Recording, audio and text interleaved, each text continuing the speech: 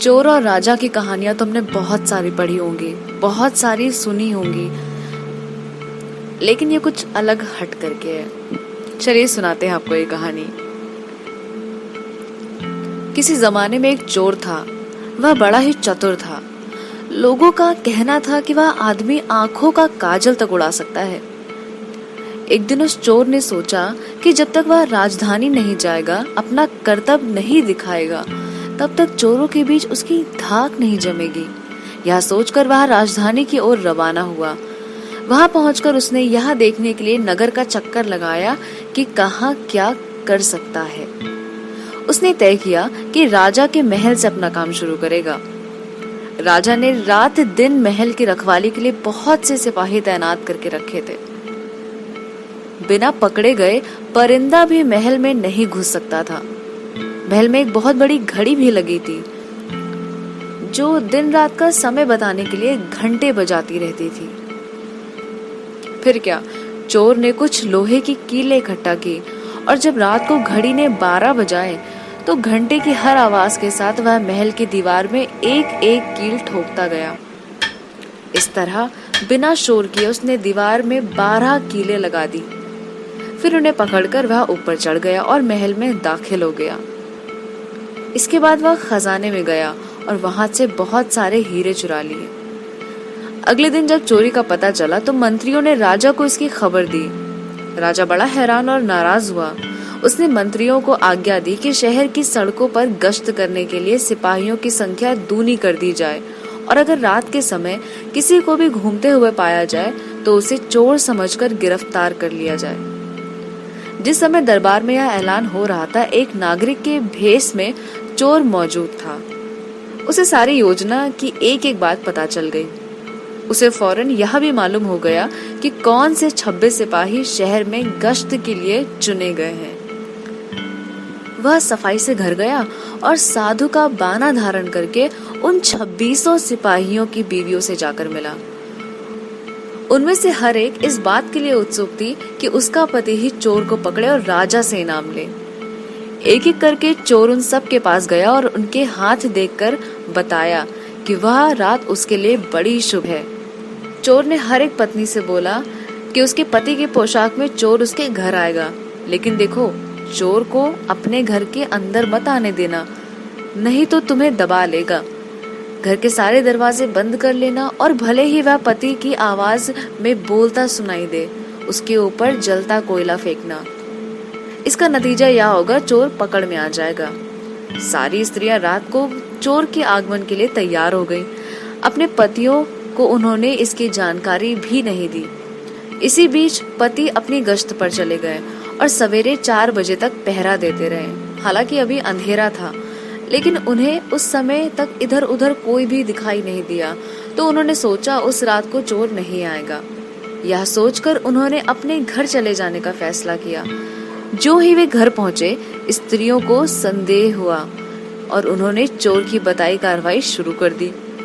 फलवा हुआ कि सिपाही जल गए और बड़ी मुश्किल से अपनी स्त्रियों को विश्वास दिला पाए कि वे उनके असली पति हैं और उनके लिए दरवाजा खोल दिया जाए।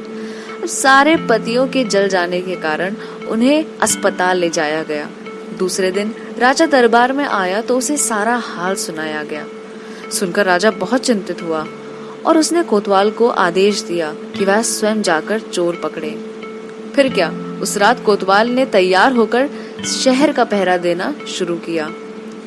जब वह गली में जा रहा था, चोर ने जवाब दिया, मैं चोर हूँ। कोतवाल समझा कि लड़की उसके साथ मजाक कर रही है। कोतवाल बोला, मजाक छोड़ो और अगर तुम चोर हो तो मेरे साथ आओ, मैं तुम्हें काठ में डाल दूंगा। चोर बोला, ठीक है, इससे मेरा क्या बिगड़ेगा, और वह कोतवाल के साथ काठ डालने की जगह पर पहुंच गया। वहां जाकर चोर ने कहा, कोतवाल साहब, इस काठ को आप इस्तेमाल कैसे करते हैं? मेहरबानी करके मुझे समझा दीजिए। कोतवाल ने कहा, तुम्हारा क्या भरोसा, मैं तुम्हें बताऊं और तुम भाग जाओ तो? चोर बोला, आपके बिना कहे मैंने अपने आप को आपके हवाले कर दिया, मैं भाग के क्यों जाऊंगा? फिर कोतवाल उसे यह दिखाने को राजी हो गया कि काठ कैसे डाला जाता है। ज्यों ही उसने अपने हाथ पैर उसमें डाले, चोर ने झट चाबी घुमाकर काठ का ताला बंद कर दिया और कोतवाल को राम राम करके चला गया। अब जाड़े की रात थी। दिन निकलते निकलते कोतवाल मारे सर्द के अधमरा हो गया। सवेरे जब सिपाही बाहर आने लगे तो उन्होंने देखा कि कोतवाल कांट में फंसे पड़े हैं। उन्होंने उनको उसमें से निकाला और अस्पताल ले गए। अगले दिन जब दरबार लगा तो राजा को रात का सारा किस्सा सुनाया गया। राजा इतना हैरान हुआ कि उसने उस रात चोर की निगरानी स्वयं करने का निश्चय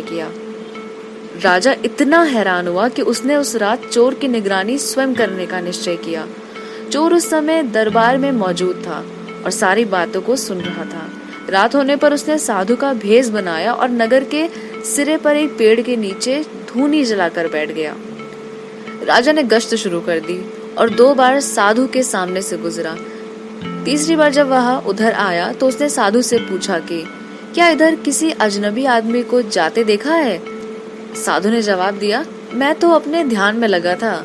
अगर मेरे पास से कोई निकला भी होगा तो मुझे नहीं पता। यदि आप चाहे तो मेरे पास बैठ जाइए और देखते रहिए कि कोई आता जाता है या नहीं।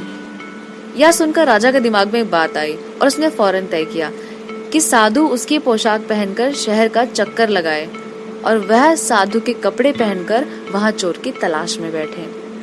आपस में काफी बहस मुबाहिसे और 2-3 बार इनकार करने के बाद आखिर चोर राजा की बात मानने को राजी हो गया और उन्होंने आपस में कपड़े बदल लिए।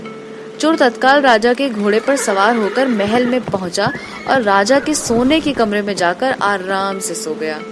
बेचारा राजा साधु बनकर चोर को पकड़ने के लिए इंतजार करता रहा। सवेरे के कोई 4 बजने आए। राजा ने देखा कि साधु तो ना लौटा और कोई आदमी या चोर उस रास्ते से गुजरा भी नहीं, तो उसने महल में लौट जाने का निश्चय किया।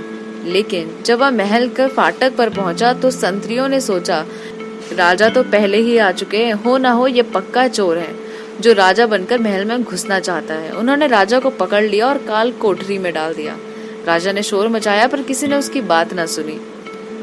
लेकिन दिन का उजाला होने पर काल कोठरी का पहरा देने वाले संतरी ने राजा का चेहरा पहचान लिया और मारे डर के थरथर कांपने लगा। वह राजा के पैरों पर गिर पड़ा। राजा ने सारे सिपाहियों को बुलाया और महल में गया। उधर चोर, जो रात भर राजा के रूप में महल में सोया था, सूरज की पहली किरण फूटते ही राजा की पोशाक में और उसी घोड़े पर रफू चक्कर हो गया। अगले दिन जब राजा अपने दरबार में पहुंचा तो वह बहुत हताश था। उसने ऐलान किया कि अगर चोर उसके सामने उपस्थित हो जाएगा तो उसे माफ कर दिया जाएगा और उसके खिलाफ कोई कार्यवाही नहीं की जाएगी, बल्कि उसकी चतुराई के लिए उसे इनाम भी मिलेगा। अब चोर तो वहां पर मौजूद था, फौरन राजा के सामने आ गया और बोला, महाराज, मैं ही वह अपराधी हूँ। इसके सबूत में उसने राजा के महल से जो कुछ चुराया था वह सब सामने रख दिया, साथ ही राजा की पोशाक और उसका घोड़ा भी। और फिर राजा ने उसे गांव इनाम में दिया और वादा कराया कि वह आगे से चोरी करना छोड़ दे। इसके बाद से चोर खूब आनंद से रहने लगा। तो भाई, ये थी आज की कहानी राजा और चोर की। पता चल गया चोर इतना शातिर था, लेकिन कोई बात नहीं, आखिरी में जो भी हुआ अच्छा हुआ, उसने चोरी करना जो छोड़ दिया। तो ये थी आज की कहानी। फिर से आऊंगी नई कहानी के साथ।